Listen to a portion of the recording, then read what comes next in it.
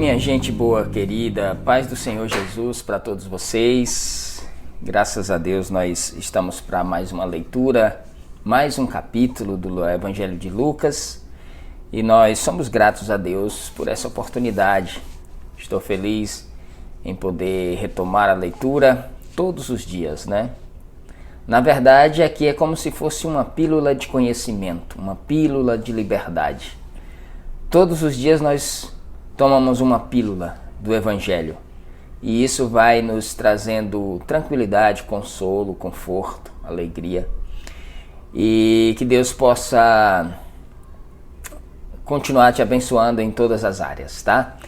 Vamos para a nossa pílula de hoje. Hoje é Lucas capítulo 19. Vamos orar primeiro, né? Deus, nós queremos te agradecer por teu grande amor e bondade, por tua palavra santa e poderosa. Te louvamos pelo teu Espírito e oramos para que ele nos ajude na compreensão das Escrituras Sagradas. Oramos e te pedimos que seja assim no nome de Jesus. Amém. Vamos lá, vamos para esse capítulo 19. Chegando a Jericó, atravessava Jesus a cidade, e eis que um homem rico chamado Zaqueu, chefe dos publicanos, buscava ver quem era Jesus. Todavia, sendo ele de pequena estatura, não o conseguia devido à afluência do povo. Por esse motivo, correu adiante da multidão e subiu em uma figueira brava para observá-lo, pois Jesus ia passar por ali. Quando Jesus chegou àquele local, olhou para cima e o chamou: Zaqueu, desce depressa, pois preciso ficar hoje em tua casa. No mesmo instante, desceu Zaqueu apressado e o recebeu com enorme alegria. Jesus aqui já estava realmente próximo de Jerusalém, né? Já estava em Jericó. E esse homem chamado Zaqueu era chefe dos publicanos, extremamente rico, poderoso, tinha muitas posses, também de uma reputação totalmente questionável, né, pelo fato de cobrarem sempre a mais do que lhe era permitido. Então eles tinham esse estigma, né? Eu creio, na verdade, que eles faziam jus a isso que chamavam, né, eles de ladrões, roubadores e tal. Mas aí Zaqueu interessa-se por conhecer Jesus. E aí ele percebe que Jesus estava passando na região, marca ali um ponto estratégico onde ele poderia ver Jesus, mas devido a ele ser de uma pequena estatura, ele era um homem pequeno, e muita gente, ele sobe em um sicômoro, uma espécie de figueira brava, e lá em cima ele fica esperando, ele queria ver, ele queria pelo menos olhar, ver quem era esse homem.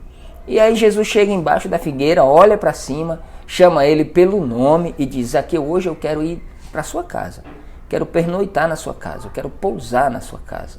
Imagine a alegria que ele desceu dessa figueira e recebeu Jesus em casa e deu aquele banquete. Todos em meio à multidão que presenciaram o que se passou começaram a murmurar: ele entrou na casa daquele pecador e vai hospedar-se lá.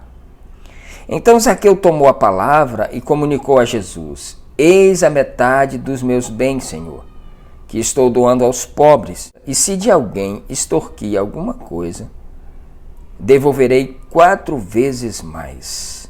Diante disso, Jesus declarou: hoje houve salvação nesta casa, pois este também é filho de Abraão, porquanto o Filho do Homem veio buscar e salvar o que estava perdido.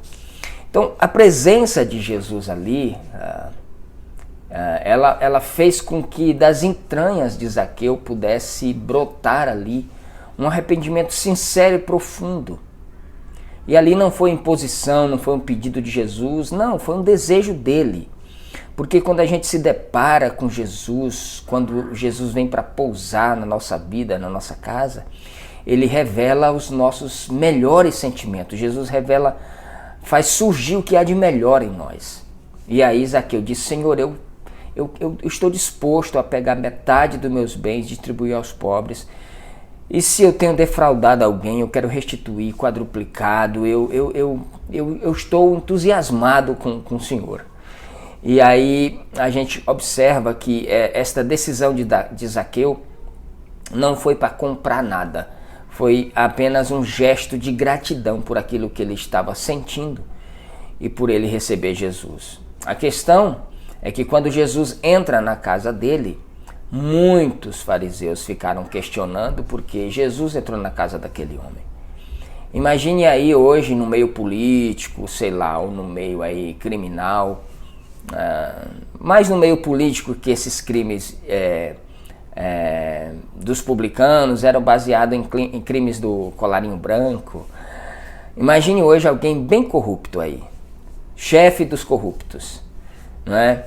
E imagine que hoje Jesus viesse pousar na casa dessa pessoa, dizer que ele é filho de Abraão. Imagine como alguns líderes hoje se comportariam.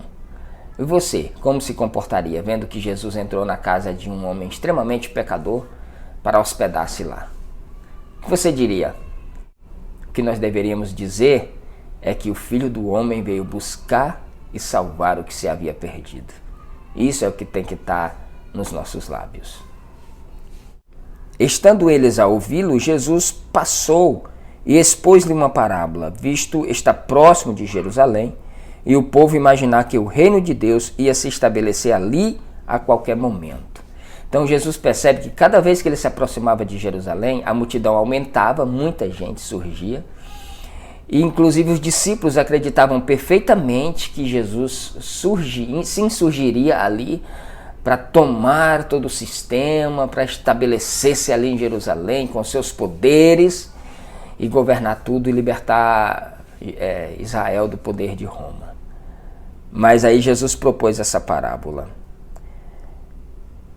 Certo homem de nobre nascimento partiu para uma terra longínqua com o objetivo de ser coroado rei de um determinado reino e regressar. Convocou 10 dos seus servos e a cada um confiou uma moeda de ouro e, orientando a todos, lhes disse: fazei com que esse dinheiro produza lucro até que eu volte. Entremente, seus súditos o odiavam e, por isso, mandaram uma delegação atrás dele, protestando: não queremos que venha a reinar sobre nós. Contudo, ele tomou posse do reino e voltou. Então mandou chamar os servos, a quem deram o dinheiro, a fim de verificar o quanto haviam lucrado. O primeiro chegou a relatar: Senhor, a tua moeda de ouro rendeu 10 vezes mais. Ao que o Senhor elogiou: muito bem, servo bom, por ter sido leal no pouco, governará sobre 10 cidades. Vindo o segundo servo, lhe declarou: Senhor, a tua moeda de ouro produziu 5 vezes mais. A este determinou: terás autoridade sobre 5 cidades. Veio então o outro servo explicando: eis aqui, Senhor, a tua moeda de ouro, que eu envolvi em um lenço e conservei bem guardada. Tive receio de ti, porquanto és um homem muito severo. Tira o que não pusestes e colhe o que não semeastes. Então o Senhor o julgou: por tuas próprias palavras eu o condenarei, servo mau. Sabias que eu sou homem rigoroso, que tiro o que não depositei, ceifo o que não semeei? Sendo assim, por que não investi o meu dinheiro no banco? E então, no meu retorno, o receberia com juros. Em seguida, dirigindo-se aos que estavam presentes, ordenou: tirai-lhe a moeda de ouro e entregai-a ao que tem 10. Eles argumentaram: mas, Senhor, ele já possui 10 vezes mais do que recebeu. Ao que ele proclamou: contudo, eu vos asseguro que o que tem, mais será concedido, mas a quem não tem, até o que tiver lhe será tirado. E quanto àqueles que se levantarem contra mim como inimigos, rejeitando o meu reinado sobre eles, trazei-o imediatamente aqui e executai-os diante de mim. Após haver proferido essas palavras, Jesus seguiu adiante, subindo para Jerusalém. Quando iam chegando aos povoados de Betfagé e Betânia, que ficam próximos do conhecido Monte das Oliveiras, enviou 2 dos seus discípulos com a seguinte instrução: ide ao povoado que está adiante, e ao entrardes, encontrareis um jumentinho amarrado, sobre o qual ninguém jamais montou. Desprendei-o e o trazei-o aqui. E se alguém vos interrogar, por qual motivo o soltais? Respondereis dessa maneira, porque o Senhor precisa dele. E assim os que haviam sido enviados foram e acharam tudo conforme ele lhe tinha dito. Quando eles estavam desamarrando o jumentinho, e os seus donos lhe indagaram, por que estáis soltando o jumentinho? Diante do que replicaram, porque o Senhor precisa dele.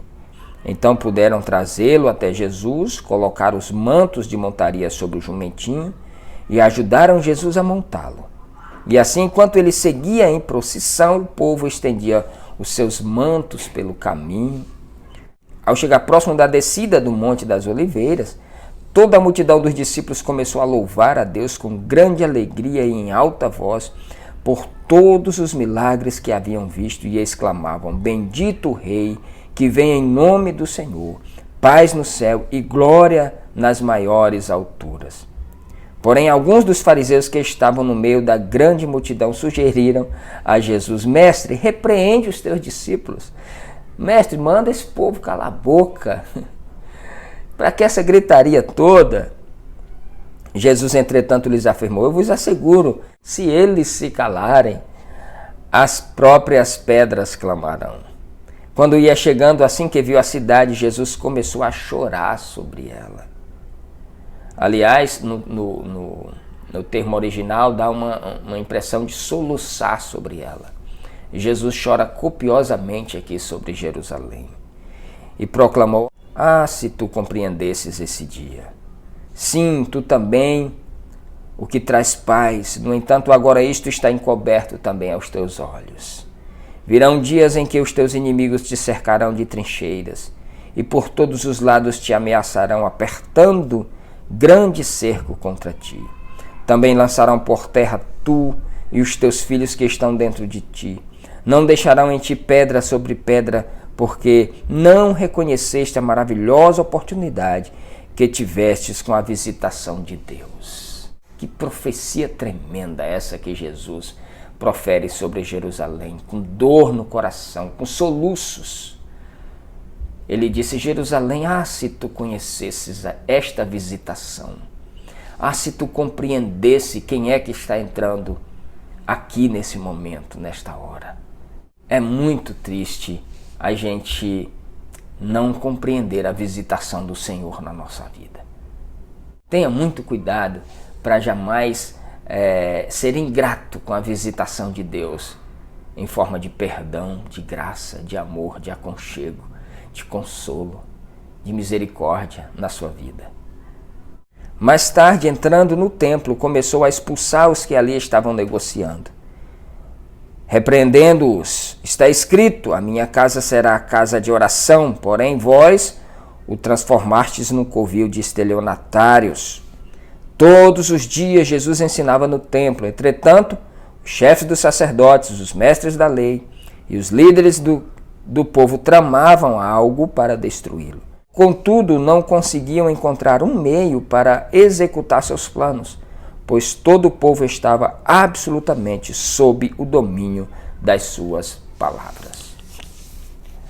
Esse é o capítulo 19 do Evangelho de Lucas, que mostra a entrada triunfal de Jesus em Jerusalém, o choro sobre a cidade e a sua entrada no templo, expulsando dali os cambistas, os negociadores que usavam e se utilizavam das oportunidades e das prerrogativas do templo para lucrarem, para enriquecerem-se.